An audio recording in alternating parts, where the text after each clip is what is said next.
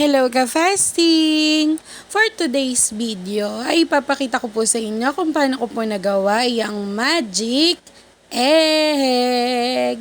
So meron na po kaming giniling dyan na karne at sasamahan natin ng bell pepper, carrots, onion, leeks and onion mismo, no? And igagrind lang natin yan para naman po maisama natin dito sa ating karne. Syempre, 'di ba? Para naman po healthy. So meron na tayong karne at gulay, then meron akong boiled eggs.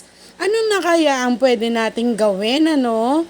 And syempre, ayan na, hiniwa-hiwa ko na siya sa gitna at ihiwalay lang po natin yung mga yolk or yung mga dilaw dun sa puti. Yan, then mamash lang natin yung yellow nun. At ngayon naman po ay luluto na natin yung ating karne at gulay. So nilagyan ko lang siya ng salt, pepper, and yung konting chicken powder plus yung ating oyster sauce. Then, syempre, kailangan lang nating lutuing mabuti ang ating karne at gulay. And ayan na, meron na po tayo ng gulay, yung yolk at yung egg white. Isasama lang po natin yung yellow natin or yung yolk dun sa ating karne at haluin lang nating mabuti. So, ang next po natin na process ay parang gagawin lang natin siya ulit na shape ng dating egg, no? Na dating kalahati, bubuuin lang natin siya ulit pero gamit na yung karne na niluto natin. O, diba? Napakabongga. So, ang tawag ko po dito ay magic egg, pero ang tawag po ng iba ay rellenong itlog. At ayan na siya. May natira pa akong karne pero ang dami ko na pong nagawa. So, kailangan po natin dito ng butter. So, ang gagamitin natin ay harina, cornstarch, at mga pampalasa.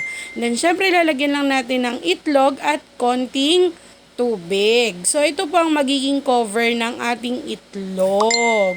Then, syempre naman, no, kailangan siyang i-cover at magmumukha siyang kwek-kwek. Sabi po ng papa ko, mukha naman daw kwek-kwek. Pero nung kinain niya, ay naman talaga. Napakasarap naman talaga nito, mga ka-fasting, o 'di ba? Mukha siyang easy gawin, no? Medyo hassle lang yung pagbuo, pero napakasarap naman po nito pag inihanda nyo ito, no? Lalo na po ngayon, napapalapit na ang bagong taon, kailangan natin ng mga bilog-bilog. So, magandang idea po na meron tayong maluluto na kagaya nito.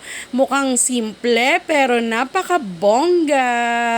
So, yan po ang ating magic egg, aka rellenong itlog.